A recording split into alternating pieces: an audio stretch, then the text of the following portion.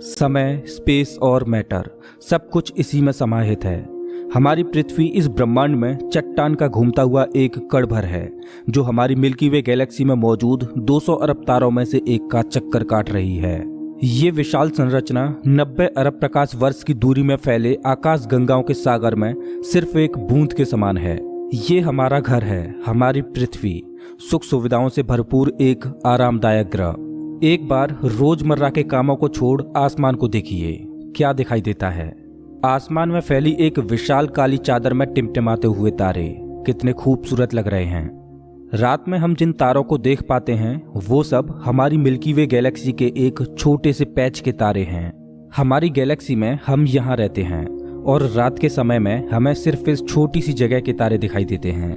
कितनी विशाल है हमारी गैलेक्सी, लेकिन क्या ब्रह्मांड के सापेक्ष में हमारी गैलेक्सी का कोई अस्तित्व है? नमस्कार दोस्तों, मैं हूं श्याम तोमर। स्वागत करता हूं आपका इस एपिसोड में जिसमें हम ब्रह्मांड के आखिरी छोर तक का सफर करेंगे। तो अपनी सीट बेल्ट बांध लीजिए क्योंकि हमारा ये सफर बहुत ही रोमांचक और खतरों से भरा होने वाला है। तो चलिए पृथ्वी की सतह से उड़ान भरते हैं और ब्रह्मांड के आखिरी छोर की ओर चलते हैं। जैसे जैसे हम पृथ्वी की सतह से ऊपर उठते जा रहे हैं वैसे वैसे हमें पृथ्वी की सतह ब्लू स्फीयर की तरह दिखने लगी है। यह है इंटरनेशनल स्पेस स्टेशन, इंसानों द्वारा स्पेस में बनाई गई सबसे बड़ी चीज। ये 27,580 किलोमीटर प्रति घंटे की रफ्तार से पृथ्वी के चक्कर काट रहा है, जो कि पृथ्वी की सतह से लगभग 400 किलोमीटर ऊपर है और ये 24 घंटे में लगभग 16 बार पृथ्वी के चारों ओर घूम जाता है। जैसे ही हम इंटरनेशनल स्पेस स्टेशन से और ऊपर जाते हैं तो हमें इंसानों द्वारा बनाई गई कुछ और चीजें दिखाई देती हैं। सैटेलाइट्स। अंतरिक्ष में इंसानों द्वारा भेजी गई हजारों सैटेलाइट्स पृथ्वी का चक्कर काट रही हैं। सैटेलाइट्स का अंतरिक्ष में एक जाल सा बिछा हुआ है। चलिए और ऊपर चलते हैं। इतने ऊपर से पृथ्वी का नजारा तो देखिए, कितना खूबसूरत लग रहा है हमारा ये नीला ग्रह। हम पहुंच चुके हैं चांद के पास। हमसे पहले यहाँ पर 12 एस्ट्रोनॉट्स आ चुके हैं, जिनमें नील आर्मस्ट्रांग पहले व्यक्ति थे जो इसकी सतह पर उतरे थे और उनके पैरों के निशान आज भी चांद की सतह पर देखे जा सकते हैं। चांद पर कोई वायुमंडल नहीं है, इस वजह से ये निशान सदियों तक ऐसे ही बने रहेंगे। हम अभी अपने घर से लगभग 4 लाख किलोमीटर दूर हैं और चंद्रमा से हमारा ग्रह कुछ इस तरह का दिखाई देता है। ऐसा लग रहा है जैसे अंतरिक्ष में एक ब्लू मार्बल रखी हो। चांद की सतह एक बैटल फील्ड की तरह लग रही है जिसने पिछले अरबों सालों से कॉमेट्स और एस्ट्रॉइड्स की मार को झेला है।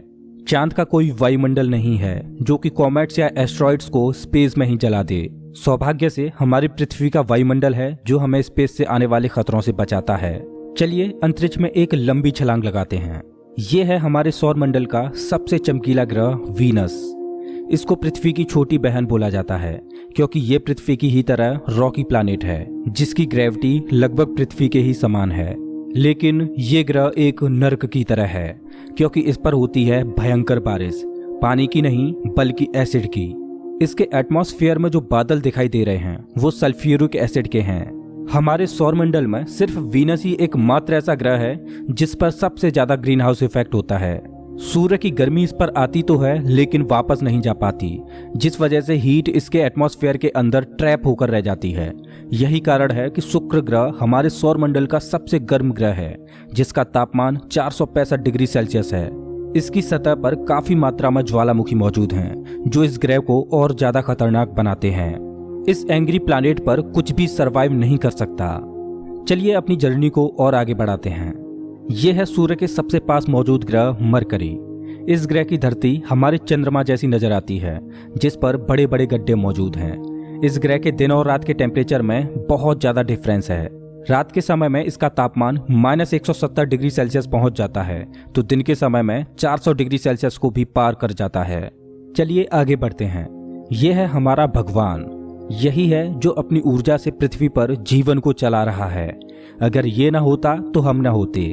पृथ्वी से लगभग 150 मिलियन किलोमीटर दूर मौजूद ये तारा इतना बड़ा है कि इसमें लाखों पृथ्वियां समा जाएं। सूर्य इतना भारी है कि इसकी ग्रेविटी पूरे सोलर सिस्टम को कंट्रोल कर रही है। इससे निकलने वाली लपटें इतनी बड़ी होती हैं कि सूर्य की सतह से हजारों किलोमीटर ऊपर तक चली जाती हैं। चलिए अपनी यात्रा को आगे बढ़ाते हैं। यह है पृथ्वी का सबसे नजदीकी ग्रह मंगल। इसकी धरती लाल है, इस वजह से इसे लाल ग्रह भी बोला जाता है। वैज्ञानिक मंगल ग्रह के बारे में जानने के लिए बड़े ही उत्सुक हैं, क्योंकि वैज्ञानिक कहीं ना कहीं ये अनुमान लगाते हैं कि मंगल ग्रह हमारा पास्ट है। वैज्ञानिक मानते हैं कि अतीत में मंगल की धरती पर जीवन फला फूला होगा। मंगल की धरती पर भी सागर मौजूद थे, नदियां मौजूद थीं, इसका खुद का एक एटमॉस्फेयर था। लेकिन आज ये ग्रह वीरान और बंजर पड़ा है। आज वैज्ञानिक इस ग्रह पर सूक्ष्म रूप में ही सही बैक्टीरिया के रूप में जीवन खोजने में जुटे हैं और वैज्ञानिक इस ग्रह पर भविष्य में बस्तियां बसाने की सोच रहे हैं। अगर हम मंगल पर आए हैं तो हम इसे कैसे मिस कर सकते हैं। यह है ओलंपस मॉन्स, एक प्राचीन ज्वालामुखी। मंगल की धरती पर ज्वालामुखी से बना ये पहाड़ पृथ्वी की सबसे ऊंची चोटी माउंट एवरेस्ट से भी लगभग 3 गुना ऊंचा है और ये हमारे सोलर सिस्टम की सबसे ऊंची चोटी है।